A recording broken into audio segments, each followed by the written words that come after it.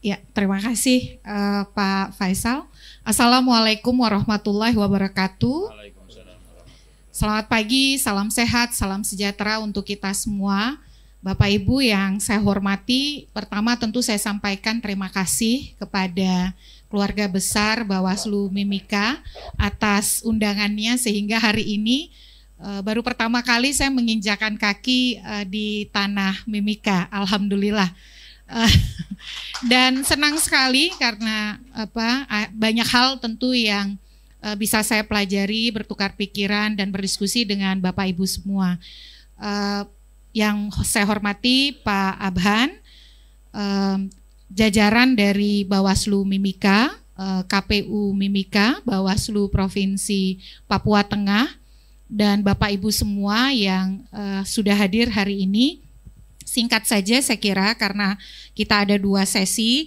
Perkenalkan, nama saya Titi Anggraini. Saya saat ini adalah pembina di Perkumpulan untuk Pemilu dan Demokrasi atau Perludem, sebuah organisasi non-profit, non-partisan yang banyak mengkaji dan melakukan advokasi kebijakan terkait dengan pemilu dan demokrasi di Indonesia. Saya sempat menjadi Direktur Eksekutif Perludem 10 tahun, 2010 sampai 2020, karena sudah 10 tahun jadi harus lengser supaya ada regenerasi ya Pak. Sudah 2 periode hitungannya, tidak usah periode ketiga. Lalu setelah dari Perludem sebagai direktur, saya kembali ke alma mater saya, Fakultas Hukum Universitas Indonesia. Saat ini saya mengajar sebagai koordinator mata kuliah Hukum Pemilihan Umum di bidang studi Hukum Tata Negara Fakultas Hukum UI. Nah, apa yang akan saya sampaikan bisa jadi slide berikut tidak akan lebih baik daripada pemahaman pengetahuan Ibu Bapak semua yang memang punya intensitas interaksi dengan tema kita hari ini secara lebih baik. Problematika pengawasan pemilihan bupati dan wakil bupati di daerah otonomi khusus. Slide berikutnya boleh? Nah, di awal saya ingin mengawali pembahasan saya dalam 15 menit ini, yaitu untuk merefresh kembali ingatan kita soal tahun 2024. Jadi 2024 ini adalah tahun yang luar biasa. Untuk pertama kali dalam sejarah pemilu dan demokrasi kita, pemilu dan pilkada akan diselenggarakan pada tahun yang sama. Kalau pemilu 2024 memilih 5 surat suara, DPR, DPD, Presiden, Wakil Presiden, DPRD Provinsi, DPRD Kabupaten Kota, itu dikenal atau diakui dunia sebagai pemilu serentak 1 hari terbesar di dunia. The biggest one day elections in the world. Kenapa sebagai negara demokrasi ketiga dari sisi populasi, pemilu kita bisa menjadi pemilu serentak terbesar di dunia? Padahal kan Amerika Serikat itu populasinya 300 juta lebih, India 1 miliar lebih. Kita ini negara ketiga dari sisi populasi. Tapi pemilunya serentak 1 hari terbesar di dunia. Karena dari sisi pemilih yang memilih pada 1 hari yang sama secara berbarengan, itu jumlah pemilih di Indonesia lah yang paling besar. Kalau Amerika Serikat pemilu mereka yang terakhir 2020 dengan kemenangan Joe Biden, itu pemilihnya hanya 162 juta. Sementara India baru saja nih pemilunya dengan pemilih 1 miliar, itu India. Tetapi di India, partai politiknya ada 2.400 India itu. Tetapi India pemilunya tidak serentak 1 hari.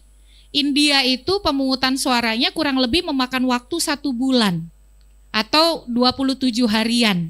Karena mereka antara satu negara bagian dengan negara bagian yang lain itu tidak bersamaan, melainkan bergantian begitu.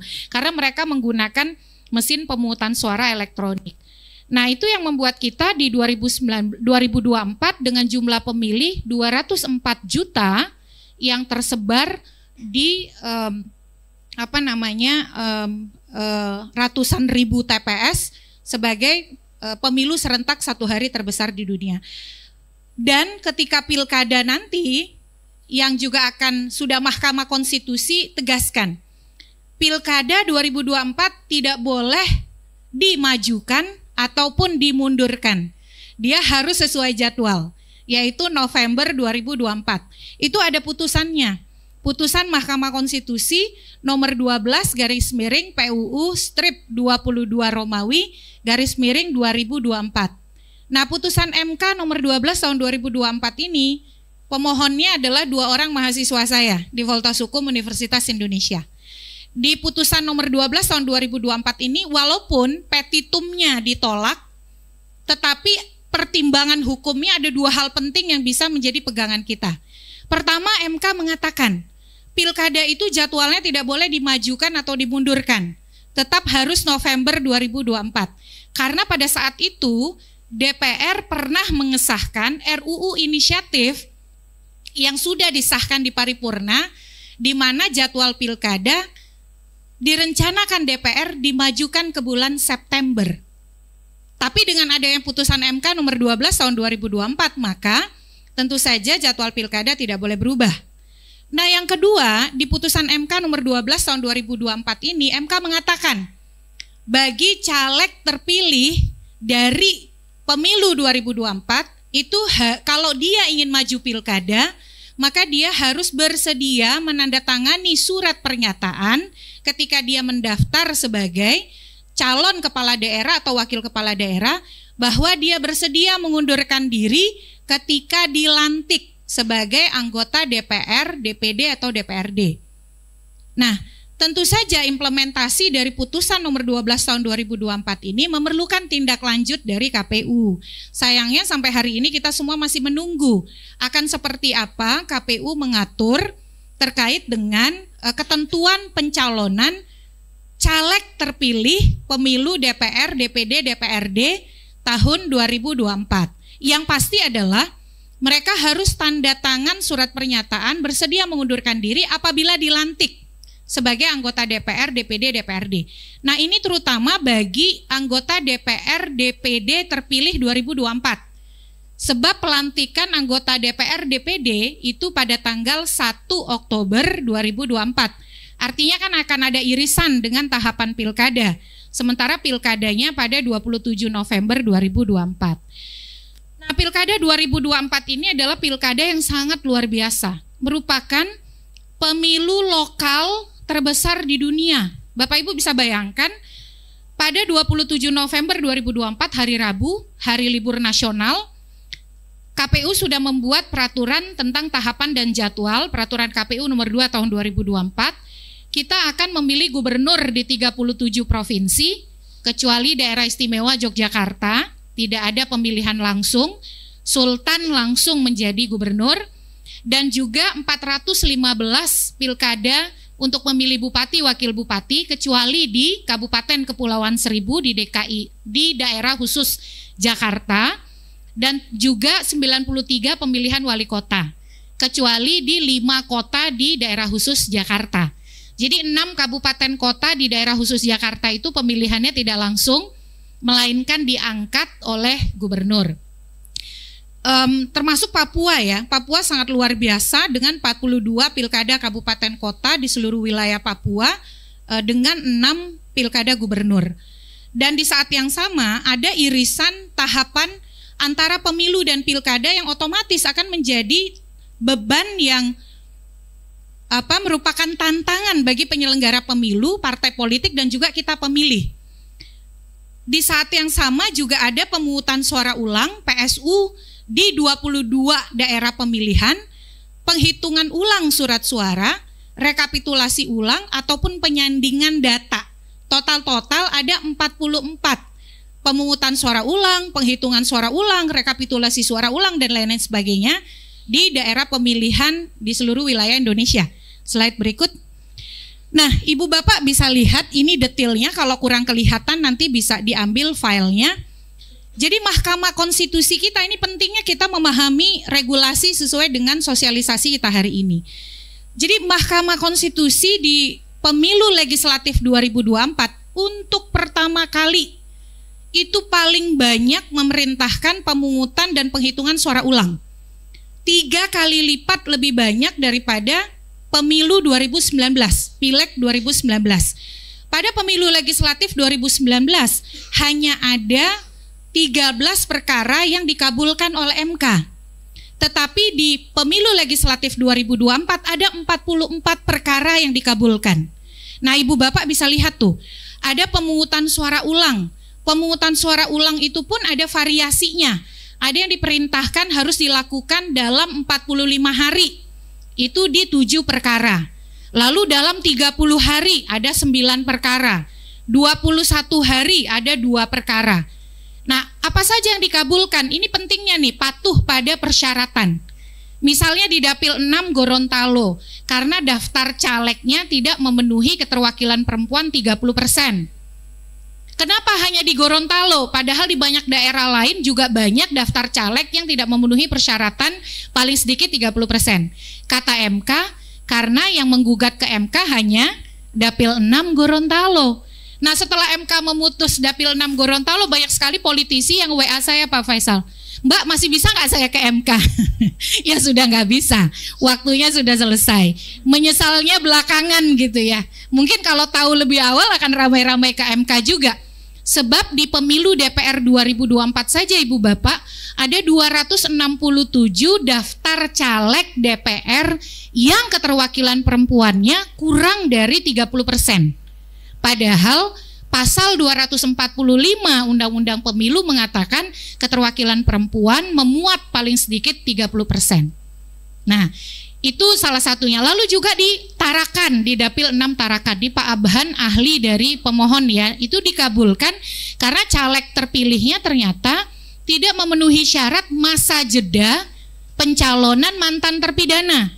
Nah, mantan terpidana yang ancaman hukumannya 5 tahun atau lebih, itu kan diatur di dalam putusan Mahkamah Konstitusi nomor 87 tahun 2022, harus melalui masa jeda 5 tahun setelah dia menjalani hukuman dan bebas penuh. Nah, ternyata baru ketahuan, bukan baru ketahuan, ketahuannya sudah lama ya Pak, tapi tidak ditindaklanjuti oleh KPU, akhirnya didiskualifikasi oleh Mahkamah Konstitusi dan harus pemungutan suara ulang dengan surat suara desain yang baru yang mengeluarkan si caleg yang tadi didiskualifikasi. Nah, itu beberapa yang harus jadi refleksi buat kita soal bagaimana memenuhi persyaratan itu. Kalau dilanggar dampaknya bisa panjang, bahkan sampai ke pemungutan suara ulang di seluruh TPS di suatu daerah pemilihan. Termasuk juga banyak sekali perintah dari Mahkamah Konstitusi untuk penghitungan ulang surat suara.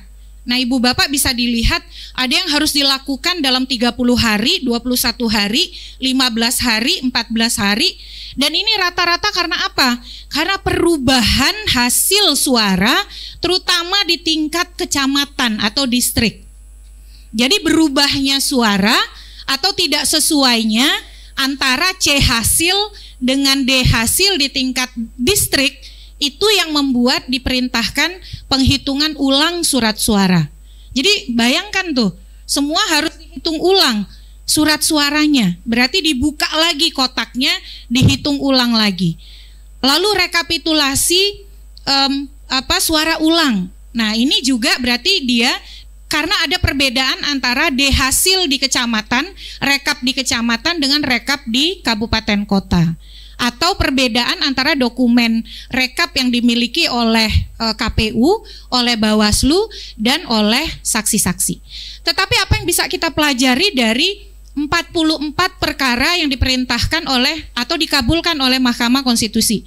Yang pertama, Mahkamah Konstitusi itu sangat menekankan kepatuhan untuk melaksanakan putusan pengadilan. Jadi perintah pemungutan suara ulang di Gorontalo salah satunya karena KPU tidak melaksanakan putusan Mahkamah Agung nomor 24P HUM 2023 soal keterwakilan perempuan.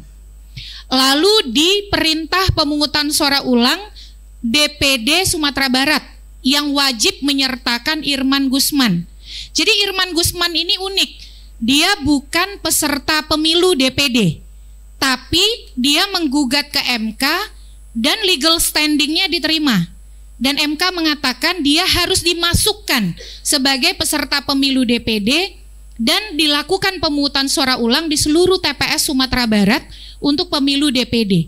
Kenapa Irman Gusman ini bisa dikabulkan? Karena ternyata KPU tidak melaksanakan putusan Pengadilan Tata Usaha Negara Jakarta terkait dengan sengketa proses tata usaha negara.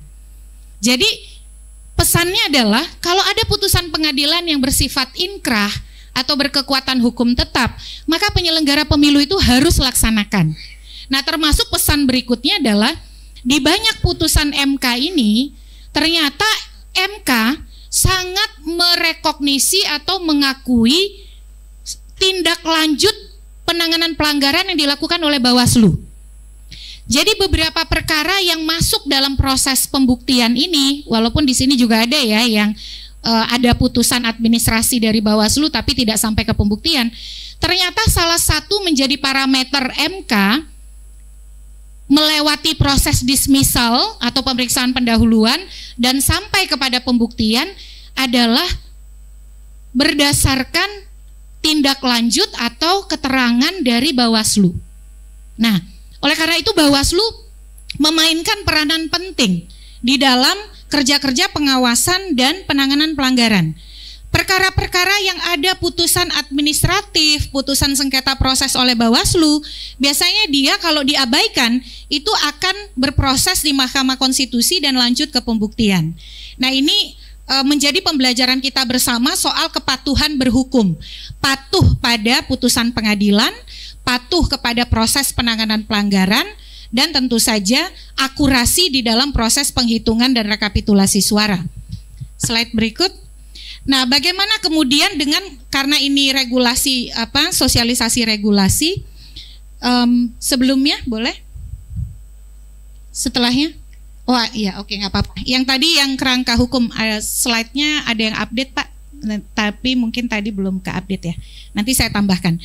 Jadi Ibu Bapak belajar dari pemilu 2019.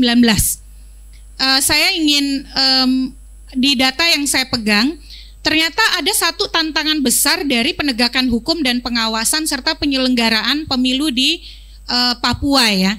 2019 kan belum ada pemekaran. Berdasarkan data yang dimiliki oleh DKPP, ternyata jumlah pengaduan yang berkaitan dengan integritas penyelenggara pemilu itu paling banyak di Papua. Ya, ini sebanyak 76 pengaduan atau sama dengan 15,02%. Itu yang berdasarkan data 2019, di mana Sumatera Utara menempati urutan kedua, yaitu sebanyak 39 pengaduan. Nah, oleh karena itu, dan yang ketiga adalah Sumatera Selatan, kampung saya, 30 pengaduan, 5,93%. Jadi data dari DKPP, Dewan Kehormatan Penyelenggara Pemilu, itu perlu menjadi refleksi. Salah satu tantangan terbesar penyelenggaraan pilkada di Papua Raya itu adalah profesionalitas dan integritas penyelenggara pemilunya. Karena ternyata yang paling banyak diadukan dan diputus oleh DKPP yaitu penyelenggara pemilu dari Papua. Nah, slide berikut. Nah, yang berikut adalah, mohon maaf ini ya masih sebelumnya.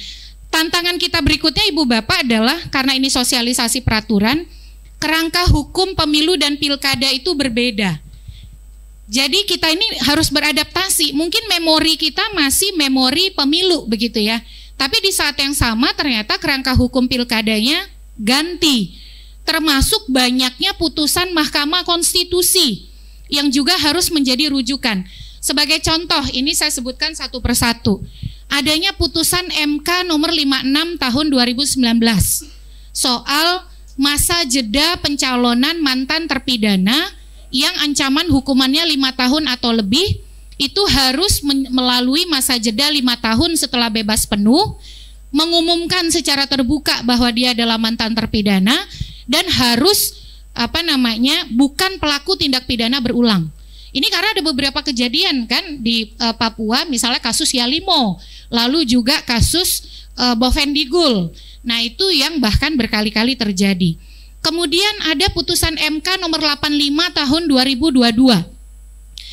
Ini kebetulan pemohonnya saya dari Perludem. Putusan 85 ini menyatakan kalau ada perselisihan hasil pilkada itu tetap diselesaikan oleh MK. Kan kalau di Undang-Undang Pilkada disebut perselisihan hasil pilkada diselesaikan oleh Badan Peradilan Khusus. Nah, kata Mahkamah Konstitusi, Badan Peradilan Khusus itu inkonstitusional. Jadi kalau ada perkara perselisihan hasil, itu tetap diselesaikan oleh Mahkamah Konstitusi. Kemudian juga ada putusan MK nomor 2 tahun 2023 tentang tata cara penghitungan periodisasi. Jadi periodisasi masa jabatan seorang kepala daerah. Karena kepala daerah itu tidak boleh lebih dari 2 periode. Kata MK itu tidak membedakan apakah periode itu dijalani sebagai kepala daerah definitif ataukah sebagai penjabat. Selama hitungan totalnya adalah 2,5 tahun atau lebih, maka dia dihitung 1 periode. Ini dampaknya luar biasa, Pak, Ibu. Putusan MK 2 2023 ini salah satunya adalah di Provinsi Bengkulu. Jadi gubernurnya itu adalah menggantikan gubernur yang kena OTT KPK. Dia pernah jadi PLT dan lalu menjadi kepala daerah definitif. Ternyata setelah masa jabatan PLT dan kepala daerah definitif dijumlahkan, jumlahnya itu lebih dari 2,5 tahun. Walaupun kurang dari 3 tahun, artinya sudah 1 periode. Lalu dia ikut Pilgub 2020. Nah, Pilgub 2020 kan juga masa jabatannya pendek ya. Hanya 3 tahun sekian. Itu juga dihitung 1 periode. Akhirnya dia tidak bisa lagi maju Pilkada Gubernur 2024. Nah, ini terkait dengan periodisasi. Lalu tadi putusan MK nomor 12 tahun 2024 terkait dengan caleg terpilih yang maju di Pilkada. Ini penghitungannya harus hati-hati. Karena kalau kita salah soal persyaratan, maka kerentanannya adalah bisa berujung perselisihan hasil di Mahkamah Konstitusi. Termasuk juga tantangan kita soal regulasi. Ini nanti Pak Komisioner akan menjawab. Pilkada 2024 ini peraturan KPU-nya agak slow nih keluarnya nih. Kita sudah dinamikanya berjalan cukup jauh, tapi kita masih menunggu ya Pak. Misalnya peraturan KPU soal pencalonan yang sampai hari ini belum terbit. Nah, slide berikut. Saya cepat saja 2 slide lagi. Pilkada 2024 itu Bapak Ibu semua menjadi tantangan besar. Karena kenapa? Akibat dia diselenggarakan di 1 tahun yang sama, ini jadi antisipasi nih buat kita.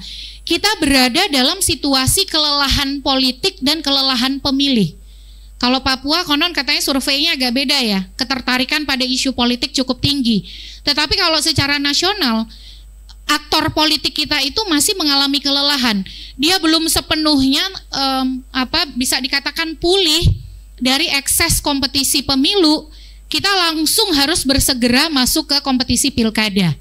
Nah, tidak hanya aktor politik, partai politik, tetapi pemilih juga mengalami kelelahan yang sama. Tiba-tiba baru selesai pemilu sudah diminta dukungan untuk calon perseorangan misalnya. Ini yang dikhawatirkan apa? Dampaknya pemilih mungkin tidak optimal dalam mengawal persiapan tahapan pilkada, apalagi untuk bisa fokus kepada politik gagasan. Dan prediksinya, saya sendiri memprediksi Pilkada 2024 sangat mungkin calon tunggalnya itu akan meningkat. Jadi kalau di 2015 ada 3 calon tunggal, 2017 ada 9, 2018 ada 16, 2020 ada 25, bisa jadi di Pilkada 2024 akan lebih banyak lagi. Akibat ekses dari kelelahan politik akhirnya mendorong pragmatisme untuk ya udahlah, kita juga tidak punya kader terlalu bagus, terlalu punya elektabilitas, kita gabung saja dengan perahu yang bisa menawarkan konsesi politik, kira-kira begitu. Nah, ini yang berikut adalah tantangan kita, yang kita harus, menurut saya salah satu yang menjadi hal yang penting kita pedomani. Kalau kita berharap pilkada kita damai, berlangsung baik, dan kemudian mendapatkan kepercayaan publik, salah satu kunci paling dominannya adalah dia harus diselenggarakan oleh penyelenggara pemilu yang berintegritas.